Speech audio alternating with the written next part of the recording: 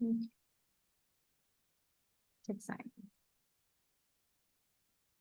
And I would love for this to be kind of, where people can jump in, ask questions. What I love about real estate is there's no cookie cutter. This is how you do it. And there's one size fits all. Everyone's business is different. The people who want to work with Mikey probably don't want to work with me. And the people who work with me probably would rather work with Jim. And so it's like everybody's personality types are totally different. We're going to click with different people, say different things. And so, yeah, if you haven't studied the DISC or any kind of personality trait thing, that would be really cool and beneficial for you. But if you haven't met Mikey, Mikey is popping on for us. As you might be confused, Taffy was supposed to be here today teaching about listings. She has an F4 tornado in her neighborhood is what she said. So Texas, gotta love it. So there's a tornado. She's stressed out. There's no Wi-Fi. She's hoping to keep her electricity on. So we are going to fill in for her. And then we are going to move her class to July. So she's still going to be here. We get to double dip with Mikey because Mikey's going to do a panel next week. It's going to be really cool about the NAR scripts. You can say how to kind of get over and overcome those objections before they even hit. So Mikey, how long have you been in real estate? Yeah, thanks, Amanda. I've been in real estate now about 11 years. I moved to Houston specifically to pursue real estate. Jumped in head first and was a buyer's agent on a top producing team here. That's where I learned, a lot of stuff when it comes to scripts and how to talk to people, how to overcome objections, and then really just kind of kept, moving up from there, from buyer's agent to listing specialist to, team leader with you guys. And now I've been team leader with you guys for, I don't know, 6 or 7 years or something like that. So yeah, done a lot of transactions throughout my career. I rarely run into something that I haven't seen before at this point, which is great. And so anyway, yeah, what I'm going to be talking to you guys about is still the listing process and kind of how I do it. And that's what Amanda's absolutely correct. There's not one right way to do this. Everybody does, and, has a different style of business. You attract a kind of a different clientele, and most of the top agents that I see, it just works for them. Like, so, for you guys that know Jeff, he shows up in shorts and a ball cap and whatever, and he shows up to a $1.5 million listing like that. And maybe those people are like, what is this? Like, what's this guy doing? But he always gets the listing. And it's really about personability, in my opinion. Like, if you're super personable with somebody and they can tell that you know what you're doing, they're usually going to work with you. And that's where that DISC test comes in as well, that Amanda was talking about.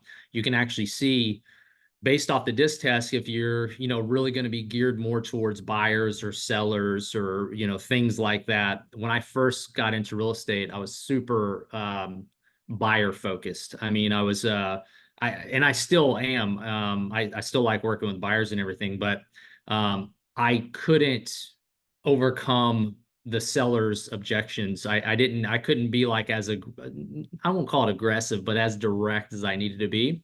And that's the one thing that I've learned over time. You can adapt, you can adapt your disc style. My disc today is way different than it was when I first started.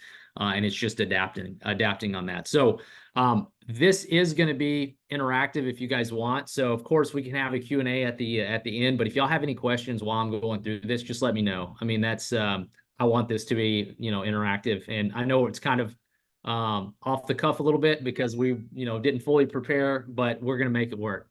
I'm curious because I see some new people and some not so new people. Yeah. Do you guys have a preference, buyers or sellers? Would you rather have a buyer's consultation or would you rather be at a listing presentation? Don't be quiet. I know for me, when I was new, I was paralyzed when it came to sellers. I was so silly. I would take all these buyers I'd be showing all across the city and I would refer out my listings because I just didn't want to even touch them. Trevino says, yeah, buyers. Yeah.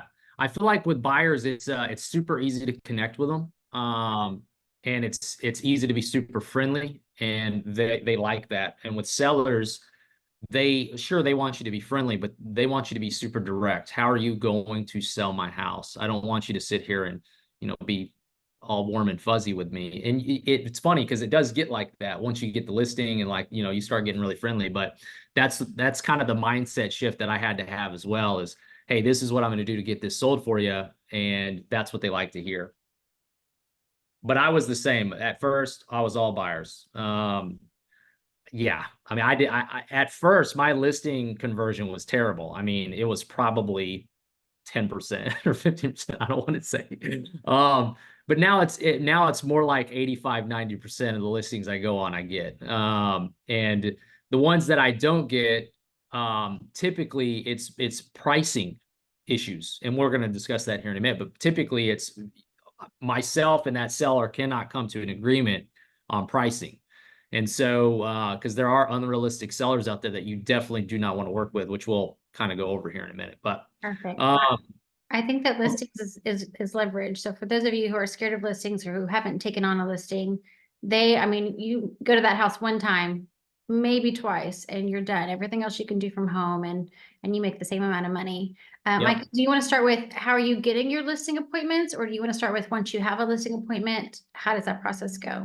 No, I can like go over kind of some of the things that we do, the resources we use for getting listings. For us personally, of course, we've been in the business now long enough. We have systems in place to where we're getting, you know, a lot of referrals, personal referrals from our past clients. So that aside, because I could talk about that and how we're doing it, but let's just pretend we don't have that. We have a lot of referral websites that we're working with. And I could name them off for sure, but just I think Amanda, will we have emails for this? We should, right? So yeah, we can send something out after this so you can actually see all of the referral websites we work with, and that way you can actually go through there and sign up as well. But there's a ton of great referral websites out there that are geared towards sellers, and then you know, that's one way. Calling expireds, reaching out to FSBOs in neighborhoods that possibly if you're driving through or whatnot, trying to get in the door that way. Those are probably the main ones that we get, the referral websites, and then just like kind of expireds and stuff like that. Once we get these like leads in, the vast majority of them are, you know, market analysis requests. So it's like, hey, we're curious about our property value or this or that. So it's about uncovering, you know, are they really wanting to sell? Are they just needing a market analysis for, you know, tax, maybe to fight their taxes or whatever it might be. So once I do that, and this is going to be the theme here. I do things way different than a lot of, I guess, some other agents. I don't have like this full intake form that I fill out or anything like that. So I want y'all to bear with me here because there's 3 questions that I ask and I get before I actually hang up the phone with them, and then I call them back, and I'll tell you this process really quick, and then we'll get into while I'm at the listing appointment. But whenever I actually get them on the phone, it's really about the current condition of their property. So I kind of lead in with that. I say, hey, tell me about your property. What all upgrades and updates have you guys done at the property that you would think that enhances the value? And it gets them to talk about their property a little bit. And so, in my opinion, this kind of, I don't know, lowers some walls a little bit because they're going to start telling me about, you know, the new flooring they put in or the kitchen they've updated or the new roof they just installed, replacing hot water heaters. And I'm taking notes as I'm doing this. The reason why I want this is whenever I'm doing a market analysis, I want to get as close as possible without seeing the property first. I want to get as close as possible to the value that I think we could sell. So I get that. Once that's done, I ask them, you know, what if we were able to get them the price that they're wanting today, right now, like how soon would they be looking to make a move to get this thing listed? How ready are they? And how ready are they? And this really gauges their motivation level. So it's really, really geared towards, hey, if you know, if you can give me 500 for my house today, I'll list it today. Or, you know, hey, we still have to, you know, spruce up the front yard, so we need to make the you know, we need to make everything look good and a curb appeal, and we need to do this and we need to do that, and there you do have a lot of sellers like that, but it gives you a good idea of, okay, we're right now, or we are, you know, 3 months out or even a year plus out. And for me, I don't care when it is. I'm a full-time real estate agent. And so what I do, you have a follow-up system. Everybody should be using a follow-up system, not just pen and paper. But you should have something that you're using. And what I use is, of course, our KV core system, but I have a follow-up associated with every single one of my current clients that I'm using, my potential clients that are possibilities, my past clients. I have tasks for everyone, so nothing falls through the cracks. But get that. Hey, yeah, if you give me the right price, I'll sell tomorrow. And then once they have that, okay, great. Well, what is that price? Like, what price are we looking for? I'm sure, and I always say, I'm sure you guys have been keeping up with the market in your area. What price do you think that you guys can get for it right now? This is 50-50. 50% of the time they have a price that they think that they're going to be able to get. 50% of the price, they're like, hey, that's why we reached out to you.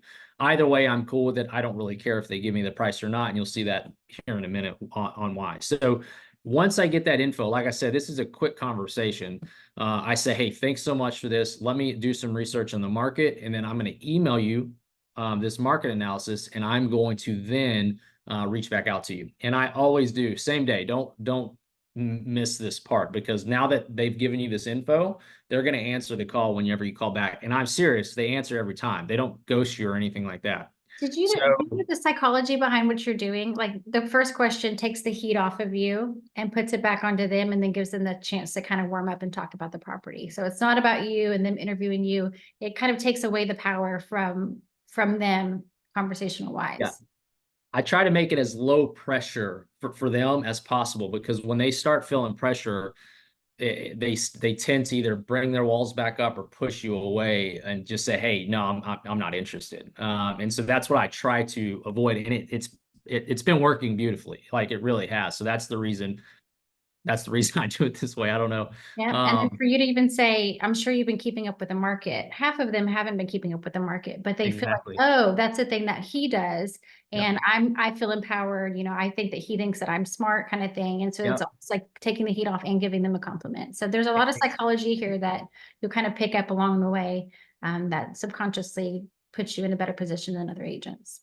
Correct. I thank you on that, Amanda, but that's absolutely correct. When you really, I guess, look at all of those little things, it's a bunch of psychology that's going on in the background. And all I'm doing is having a really basic conversation, but I'm just strategically, doing it, if that makes sense.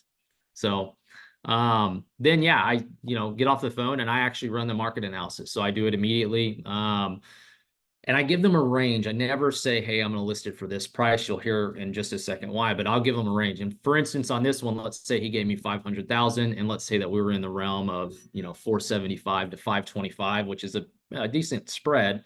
That's what I would email them, right? I would email it over, say, hey, here's the spread. And then I would call them. And when I call them back, let's say, hey, Mr. Seller, just emailed you that market analysis. Can you go ahead and pull it up for me? They'll pull it up, and then we'll start chatting about it. And so really the first thing I lead with is, hey, I know that 475 to 525 is a big spread, but until I get into your house, I can't really give you an exact price for that. I need to walk through that property, see how it flows. And then, of course, I knew you were talking about some upgrades that you were wanting to do, or maybe some repairs. I can actually either point out some additional ones, or maybe tell you that it's not really going to be beneficial for selling the property anyway. And that way it could end up saving you money as well. So when's the best time for me to come over there and meet you so we can go through this? And it works so well because they want to know a specific amount. And mind you, this is only for people that I would say are within 3 months. Like if they're 6+ months out, I'll email them this, I'll call them back, but the conversation's different because they can't move for 6+ months. So that conversation goes, hey, this is what we're looking at. Whenever I do come over to your house, I'll be able to narrow it down. And then what we'll do is, and I set expectations. I'm going to check in with you every 2 months or every month, see how everything's going, keep you up to date with the market. So I'll tell you what has listed, what has sold, what has done this. And I do that leading up to them being ready for the market, because no other agent's going to do that because they're not ready. So I know that I do that, and that way they're going to know, okay, well, Michael's my listing agent. They already have it in their mind like that. That's just for people that are 6+ months out. So keep that in mind. If they're 3 months and like sooner, the conversation would be like, well, hey, I need to get in that house. I need to go through the house with you so I can actually narrow down exactly what price we're going to list it for and get it sold for you. And then of course I'll go over what I'm going to do personally to get this house sold for you. So what's your schedule looking like this week? I have some availability on Friday and Saturday morning. Are y'all available? And just going through that, it works so well. I mean, so well. Don't get discouraged if they're like, oh, I'm not ready to sell, or my Yeah. mom's gonna come move in with me, or life happens, right? And they want to stay. I had a multi-million-dollar closing yesterday. It was awesome. I was so excited. And when I met them, they were just now getting married and thinking about having babies. And they were in a 4-story house inside the city, and they still loved being in the city. And I said, that's amazing. I'm so excited for you.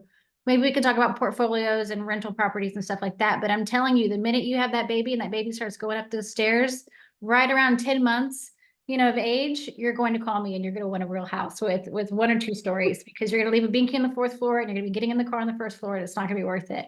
And their baby turned 11 months this week. We Yep. closed on the house. And Oh, yeah. he said, thank you for keeping up with me, because most people would have given up, and I really needed this. So Mikey, you're spot on. Yeah, follow up is huge. You're going to hear in real estate, you're going to hear lead generation, lead follow up, 2 most important things to keep your business alive. I always say, and I guess I don't know if it's contradicting or not, but in my opinion, follow up is the most important. The leads, of course, you have to lead generate to get them, but once you lead generate, once you have that conversation, if you don't properly follow up with them, you will never have consistent business, and you won't have consistent closing. And that also goes with past clients. Once somebody closes, following up with them, I follow up with all of my past clients every 3 months personally, all holidays personally. And that's the reason I'm able to get so many referrals, is just simply because I stay in front of them, and it's just a system. So if you have a system in place, it works. So I have a quick question. Carrie said, are sure. you doing this with just people you've contacted or that have reached out to you? Or are you also doing this with people that you're cold prospecting? So cold prospecting is a whole different game, because you have to actually get them, they have to be interested in selling, right? If it's an expired call, the script's going to be different. And so that script is trying to get them to get past the first initial hang up phase. I don't know how many of you call expireds, but a lot of people do call expireds, and so they get tired of hearing from real estate agents. So what is going to differentiate you from another agent? Jeff actually has a really good one that I use with those, and it's not even introducing yourself really. It's saying, hey, are you still taking offers on your house? Like, are you still taking offers on whatever 123 Main Street? And it's very abrasive, because they're like, who are you, dude? Like, right? They're like, what are you talking about? Like, well, we have a ton of buyers in the market. I see that your house fell off the market here. I want to make sure that you're still willing to sell that if I bring you a buyer. And then it just starts the conversation from there. So no, it doesn't fully. Who was that, Amanda, that you said that? Carrie? Yeah, Carrie. Okay. So it's not going to be fully like this whenever you're calling expireds. That the expireds are a little more work on the front of things, because it's making sure that you actually have a productive conversation with them, and they still are willing to sell it. And then once they're willing to sell it, then you go into this stuff. But with expireds also, you usually can see the past listing, you can see the photos on there, you can see a lot of information. So yeah, this would really be with people that are kind of either reaching out to you through requested market analysis, which are the majority of seller leads that I guess we get with our team here. So whenever we do get that listing appointment, which again, you ask those questions, you do the market analysis call back. It's really about scheduling the appointment. When you get that appointment, what do you do when you're there? And this is it's very individualized. So, I could tell you, hey, I do a full presentation with every single seller, but that's not true. I think Amanda was talking about it before everyone got in here, but we'll bring our laptops sometimes, we'll bring whatever you use, iPad, even packets, whatever, and you start trying to go over that with them, and they're not even looking at that stuff. Like, they're not looking at it. It's a lot of information. They're just wanting to have conversations. And so a lot of times what we'll do is we'll go in there, and I guess let me tell you when I go in there, what I do first and foremost. When I enter the house, I tell them, hey, I want you guys to give me a tour of this house. give me a tour of your house. And what I'm going to do is I'm going to look at the house like I'm a buyer. I've helped hundreds of buyers in my career. I know exactly what little things they look at that could be, red flags to them. Because for me, representing you guys, I want to make sure we take care of any of those red flags so they don't come up in viewings. And what that does, again, it's a couple of psychology things there, but it's like they're thinking, oh, wow, okay, yeah, that makes sense. That's smart. Let's do it. And then second, I've already assumed the business. Hey, as your agent, I want this. Like as your agent, we need to do this because it's going to be helpful. And so they're already in their mind, like, okay, I'm going to hire this guy, or this guy's hired, whatever. And then they tore me around. So they tore me around the house, and sure, I give some compliments or whatever, but I don't over compliment any house, right? Like, I mean, if it's whatever, Italian marble that they've installed in the showers or whatever it might be, that's pretty, sure, that's really nice. But the $10,000 they spent on it, usually you're not gonna get $10,000 out of that. And so I think most people are pretty aware of that, but that's the reason I don't over compliment something. Because if you over compliment a house, they're going to expect the absolute top dollar, and they're going to expect you to sell it for that. And the expectations are just off. You always want your expectations to be, to be known and to be aligned with your client. That way, there's never any issues that you have. That's how terminated listings come about. So walk through the property. I'll give, again, basic compliments on tall ceilings or natural lighting, even some of the upgrades that they do, sure. But as I'm doing all of that, and then I see Amanda raise their hand, I let them do that entire thing. I do point out issues that I see, so I don't wait for us to sit down as we're walking through. It's like, oh, right there, have you guys had any of this? No, okay, we would probably just want to get that fixed. It's probably just settlement. It's probably nothing bad. But as a buyer, especially first time home buyer, they're going to see that. They're going to think maybe the foundation's a little off. So it's like little things like that that I'll point out as we're going around. Amanda, question. Do you play the yes game with them when you're doing this part of the process? Try to get them to say yes.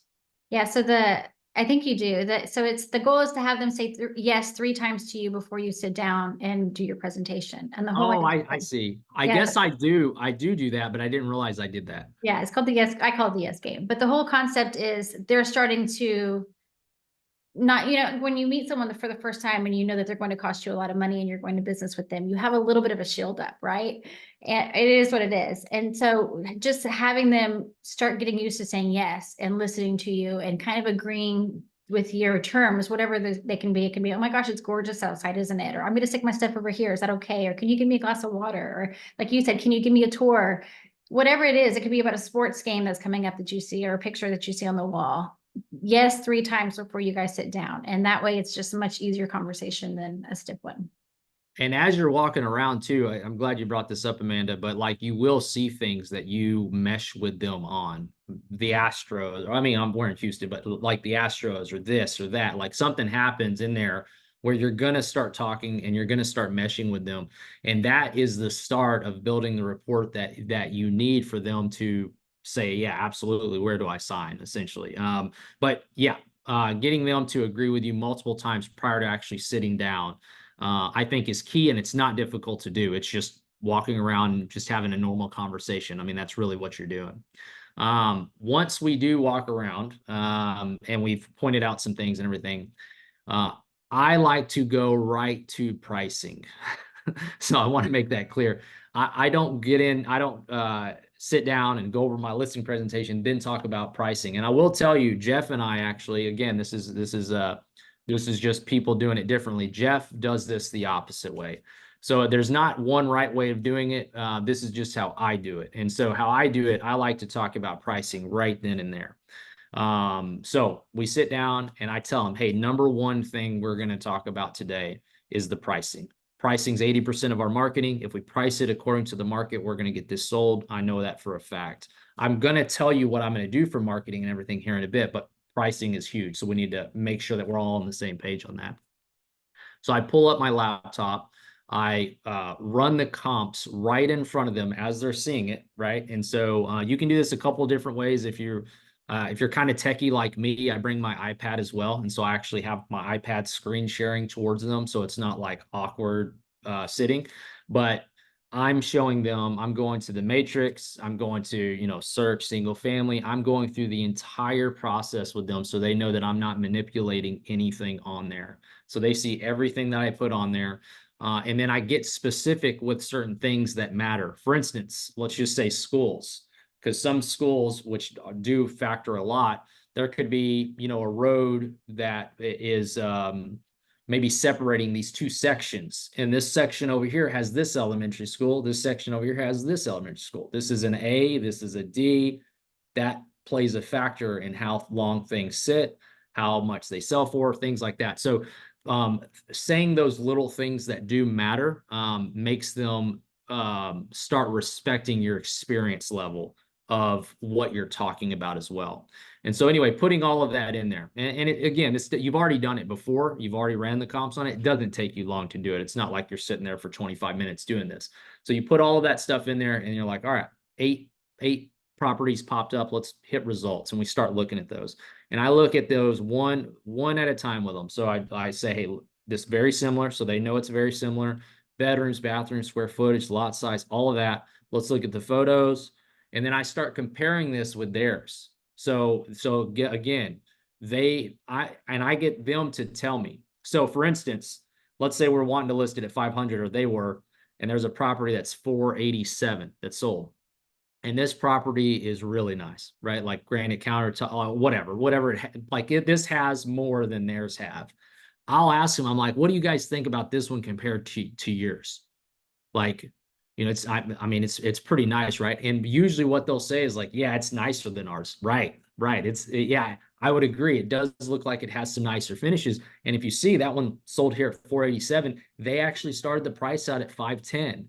And then after 47 days, they lowered it. So once they lowered it to that, 495 price, look at here, they got an offer within 4 days after that. So it's all about pricing it appropriately, right? And they're going to say, yes, it is. Okay, great. And again, it's one of those things that you just have to show them all of that information. And again, I'm going to go back to psychology. The psychology of this is you don't want to be the yes man agent. Like you don't want to just go in there and they want 525 because they just put on a brand new roof. Like, well, the house has to have a roof on it. Your cars have brakes. You can't sell your car without brakes. So it has to have a roof. It's nice that the roof's on there. That is definitely a marketing point that we're going to put because people know that they're not going to have an issue with the roof, but it's not going to add 25K like it cost you to put on there or 30 or whatever it is. Right. And so you have to have that honest conversation with them whenever things like that are brought up. That's the difficult part from going from a buyer's agent to a listing agent. And then beyond that to where you're doing everything because I think buyer's agent specifically, and I know for me personally, when I was new, that's how it was. If I went in a listing and they were like 525, I was like, yeah, we could probably get that. It's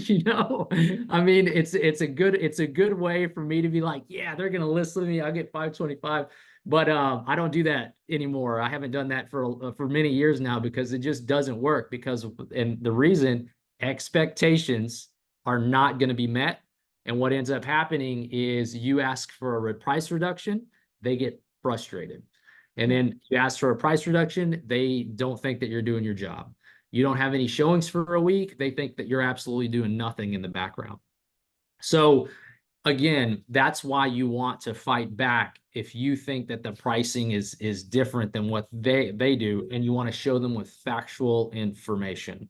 I feel like I've been talking for a bit, Amanda. That's so true. I used to be like, oh yeah, this is going to be so much fun. We'll stick it online and I'll have pretty pictures and it's just going to be awesome. And now I'm like, listen, it's going to be brutal. Option as soon as getting it under contract's the easy part. Like as soon as it's under contract, we're going to have option period. They're going to find 45 pages of stuff wrong with your house.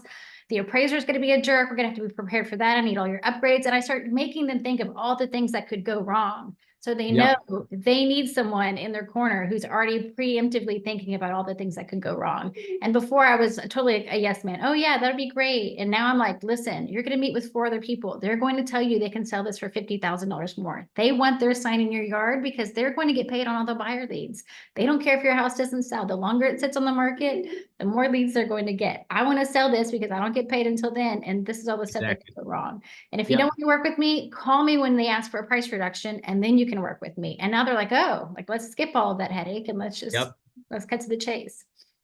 I'm glad you brought that up too, Amanda. That's definitely an objection that will happen to everybody in here. They'll come back and they'll say, "Hey, this other agent that we interviewed said that they can get it sold for 525, and you're telling me that I need to list it for 495. I mean, that's a big difference there.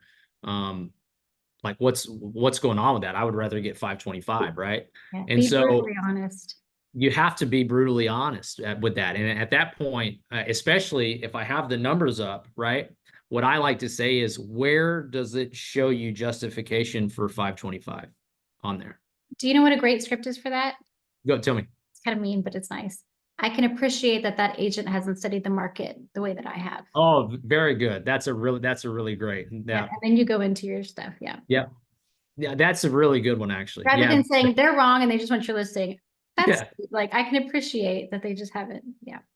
And then if you do, like let's say they keep giving you pushback, what Amanda said briefly just a second ago, the second script for that, if they're like, yeah, I get it, but I think maybe we can get this 525, I would say, listen, I want to work with you guys for sure, but I don't want to be the agent that lists at 525 and then asks you for a price reduction, because that's going to be frustrating for you guys. So how about this? Just go ahead and sign the listing agreement with that other agent, but put a clause in there that says if they request a price reduction, you get to terminate that listing. So if they're requesting a price reduction, you're going to get to terminate that listing. And then I'm going to continue to check in with you. That way I can get this home sold, because again, studying the market here, this is where it's at. And so it takes a different kind of mentality and confidence with listings to be super, to be able to do that, I guess. And there is a fake it till you make it aspect on this as well. So if you have a specific, again, the DISC test, if you have a specific personality trait, you can do this really well. Even if you haven't even sold one, like sold a listing, you could actually have these conversations if you know what to say. So talk about pricing. Once we talk about pricing and they agree to pricing, that's whenever I get into how I was looking at time, how we're doing on time. That's when we get into, what I'm going to be doing for them as far as getting this home sold for them. And so I'm going to show you 3 slides, and I'll show you guys the 3 slides that I do go over with them. I don't go over a whole presentation. I'll tell you exactly what I say. But if I feel like I need to still sell them on this, which typically I don't, I'll go to my presentation. And so the presentation, and let me hit play here, and I'm going to share this screen with you guys really quick. Okay. And okay. So here is, well, there we go. All right. Sorry, technical difficulty there, but you guys can see this one right here.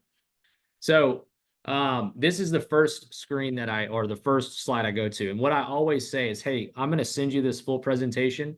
But just me knowing I don't need to go over this whole presentation with you. There's 3 main slides that we need to talk about, and that's how I'm going to get your home sold. So let me go ahead and do this. And then this is the first slide, and I go into it. And then I pitch the team aspect of this whole listing process, right? And why is that important to you? So that's important to you because, well, I'm going to have scripted team members on my team that's going to specifically talk to those buyers that come in. What that means is those leads go to my agents that have been very, very thoroughly trained on how to convert those leads into showings, those showings into contracts, which therefore we're able to keep it all in house, and we're able to basically end up netting you guys more money. There's a specific pitch I do on listing commission on if we're able to keep it in house as well. But again, to each their own on that. But that's one thing that I pitch to them as well.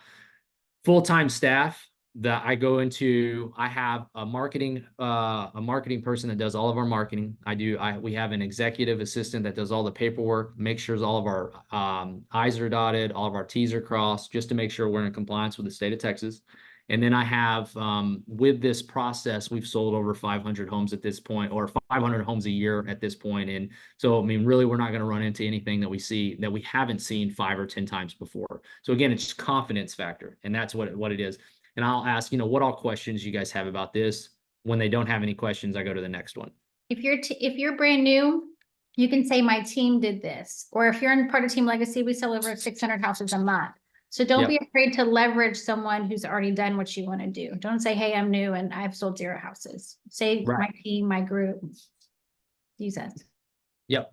And then the next one here is basically how we're going to actually show this online. So what we do first and foremost is we're going to make sure that we do professional photos. And I always make a joke. Of course, I'm not going to come in here with my iPhone and take photos, right? I'm going to hire a professional to come in. I seriously say that joke every time.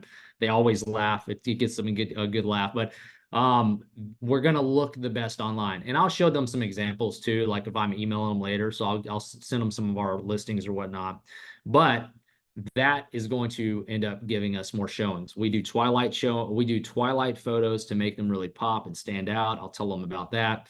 And we'll do actual twilight shots as well. So not the ones that are converted, but the ones that are actually taken at twilight, and just kind of talk that up. The qualified showing portion is actually going to be the 3D tour like Matterport. And what qualified showings means, and this is really important for people that have kids, dogs, any of that.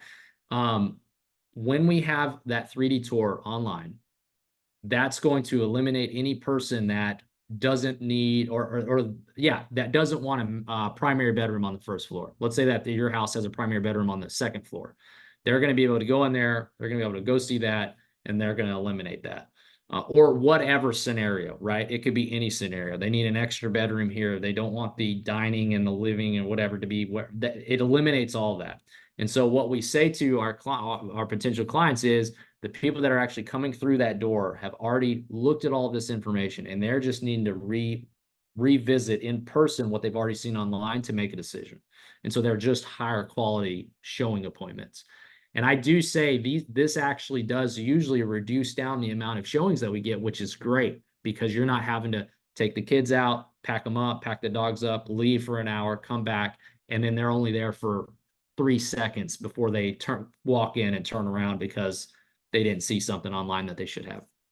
And then the agent-to-agent marketing thing, I tell them, hey, we market to the top agents that's been very active in that zip code. We actually send this out to them about 3 days prior to it going active because it's considered like a pocket listing at that point. So it's not on market. And so it gets agents really excited that this is coming soon here. And then that could actually possibly, get us really good momentum going into the listing. And then I ask them again, so what all questions do you have about that?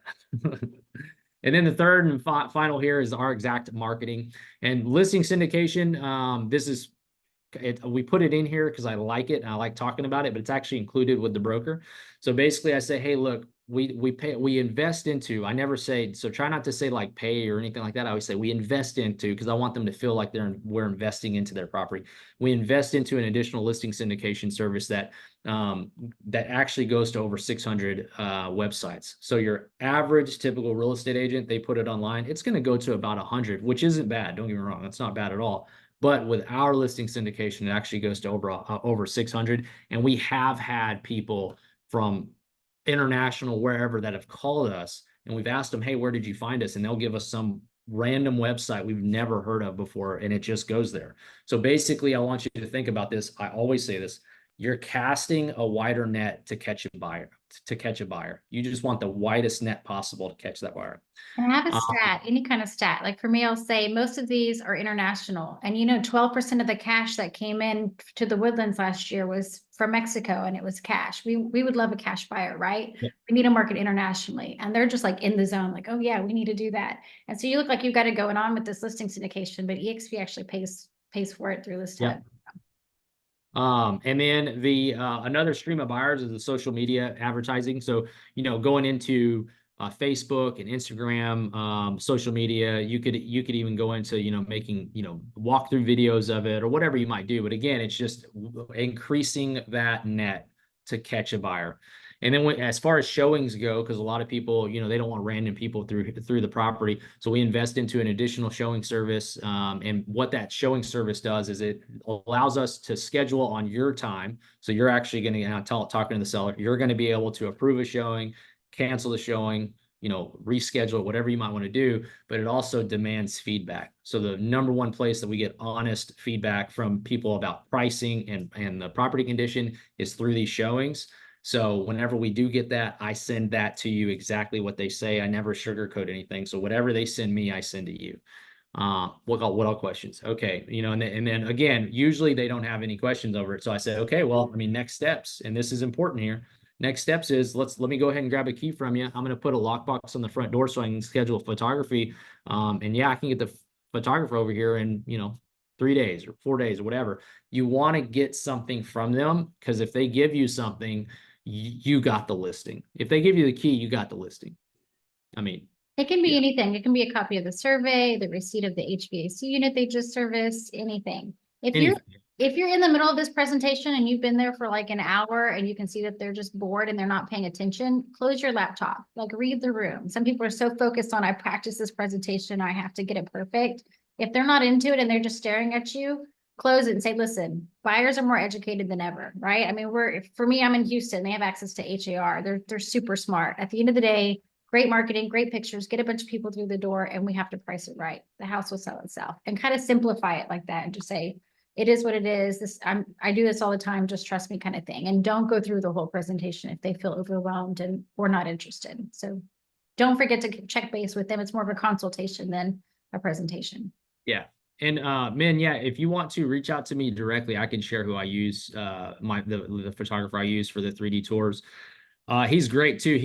He's actually newer. So I'll say that he's newer as far as real estate photography goes, but this is the reason why I like him.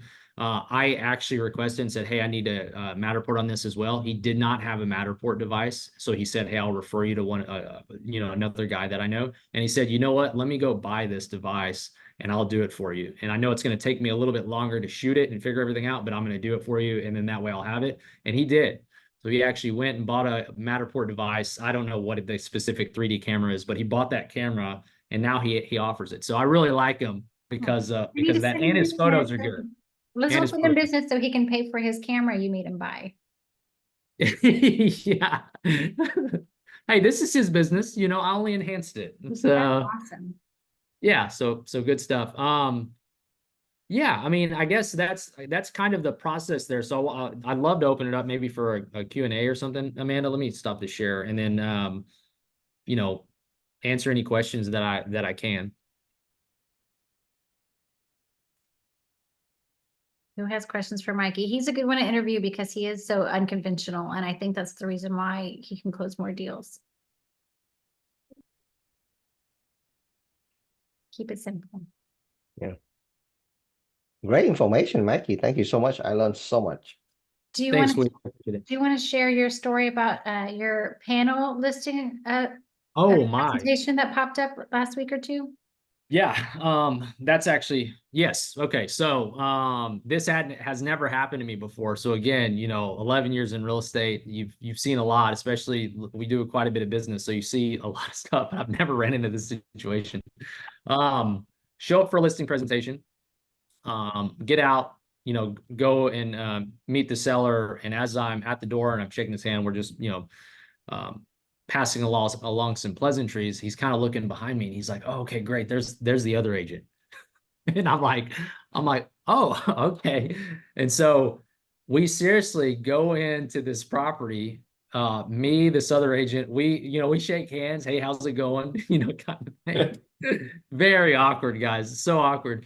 And at this point, I'm just like, well, shoot, we're about to wing this. I have no idea what's about to happen. So anyway, he walks us to the property. He tours the property with us, and you're trying to do like what you normally would do, but you can't, kind of thing, because this agent's trying to make himself look better, and then you're like, I don't know. It was very awkward. So walked through the property, and that's what he said. We got to the top of the stairs, and he's like, yeah, I know this is kind of awkward, but I didn't want to waste time, so I just wanted to show you both the house at the same time. And I was like, okay, cool. So I was like, well, let's just do this one at a time then, and that way we can, just Well, yeah, we can do the best we can, and then we'll head out, and then he can choose. So I went first, and as this other agent was walking down like the stairs, he mentioned, and I'm going to tell you guys exactly how it went because the story ends good. But he like started mentioning all of the stats of their team, and they're located. I won't say the team's name, but they're located in Katy, and they're one of the top teams in Katy, which they are.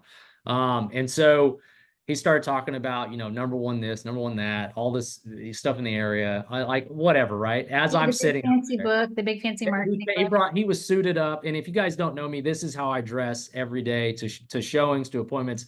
I mean, I am myself, and most people like it. So it's like, it's fine. It doesn't bother. So I'm like this guy's in a full suit, has a book, like all this booklet and stuff. Anyway, so he walks outside, and I'm sitting there with the seller, and I was like, well, like, here's what I'm going to do. I could blow smoke up your ass just like that guy just did. I told him this specifically.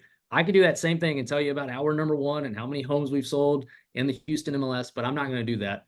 Let me tell you exactly how I'm going to sell this house for you. And then I just went into it, told him how I was going to sell the house. We talked for maybe 7 minutes. It wasn't long at all. I left, and I was, and this was another thing. And it's, you grow, you're constantly growing. I was very negative about this showing, even or about this listing presentation. In our group chat, I actually said, yeah, I don't think I got it. Like, this other dude suited up, like, he's got this fancy book, all this stuff. Funny enough, all I did is continue to check in with him, not overbearing, but that same day I sent him an email. Maybe a couple of days later, called him, shot him a text. Any questions? He did have some questions. We started talking about those questions. I just kept staying in front of him, and I actually ended up getting that listing. So yeah, it was very unconventional, and that will happen to you guys. And it's just, again, in my opinion, it's all about who you can mesh with the best, and being very personable with someone, and then showing that knowledge base all at the same time. But Yeah, yeah, just be a real human and follow up. that's it. I Yeah. mean, Know what you're talking about. at that moment, I didn't know what else to say. I was like, well, what that guy said was really good. So I can't say anything about that. So Question, Michael, do you still have those script practices, or you do not have those? great question. We do actually still have script practices. So we're doing basically Monday around 9:30-ish. It's after our team meeting. So we have a team meeting first, and then after our team meeting, we have a script practice. Wednesdays at 9, we have script practice as well. And then Fridays are kind of 50% of the time we'll have it at 9 as well. So it's usually 3 days a week. And we're doing specific script practice on like NAR lawsuit stuff currently. So we're highly focusing on objections and how to handle and overcome those objections, because we are going to get those objections come, August or whatever, and then implementing that into your business currently. So anyway, yeah, that's what we're talking about. And Next week too. How can we get in just the same link? It's a different link, but I'm going to email. So I'll email everyone and give you the link. I on that. messaged you. Yeah. And next week too, just so you guys know, I will be on here with a few other agents, and we will be specifically talking about, so Tuesday at 10, but we'll be specifically talking about NAR lawsuit scripts, objections, objection handlers. So it's going to be a great one to come to that as well. It's different. I know you've seen a lot of NAR Zooms that are like, oh, what are we going to do? And what should we expect? And what paperwork do we need? This has nothing to do with that. This is what to say to the clients. People are already having questions. Listings are already saying, do I need to pay the buyer's agent? So it's real in-person live conversations. How are you going to verify and justify that you're worth that 3% and bring your value? So it'll be script practice rather than the legalities and paperwork stuff. Yeah. Yep. And we've already ran into issues, some issues of this that we're going to be bringing up. Not issues, but we've already ran into these scenarios and Right. had to overcome some objections. So it'll be good info. Awesome. Well, if there's no more questions, if y'all need to get in touch with him, he's Michael at citysidehouston.com, and he'll be teaching class next week as well. Thank you for filling in for Taffy last minute. That was incredible. We really appreciate you, and make it a great week. We'll see y'all next Tuesday. Real quick, Amanda, I'm sorry. Yeah. Real quick, Amanda. Apologies. Carrie had one question here, and I just wanted to answer it. She asked, how do you handle it if it's a property you don't want to take for whatever reason? Great question, Carrie. The beautiful thing about our business is we get to pick and choose who we work with, not the other way around. So if you keep that in mind, what you would do in that scenario, what I would do if you went to a listing presentation and it went well and they want to work with you, but you don't want to work with them really for whatever reason, just refer it out to another agent. Because there will be an agent out there that'll work with them. That's the best, possibility that you would do. Yep. Cool. Okay. That's it, Amanda. Appreciate it. Sometimes the ugly ones sell fast for cash. Question, if I want to see, because I couldn't log in earlier because I was in a meeting, how can I get a copy of this recording? So I just pushed record and it's on my computer. I'm going to upload it to YouTube and get the unlisted link, and I'll send it out to everyone. All right, perfect. Thank you. Yeah, of course. Thank you, Mike. Thank Thank you, you, Amanda. Thank you, Michael, for continuing to provide a value to the group. Well, I really appreciate this. Absolutely. Some little nuggets. I mean, little things that you can add to your business make a huge difference. So you never know. We which one. appreciate you, Hui. One. Thank See you. you guys. Yay. Thanks, Bye. everyone. Bye. Thank you. Bye.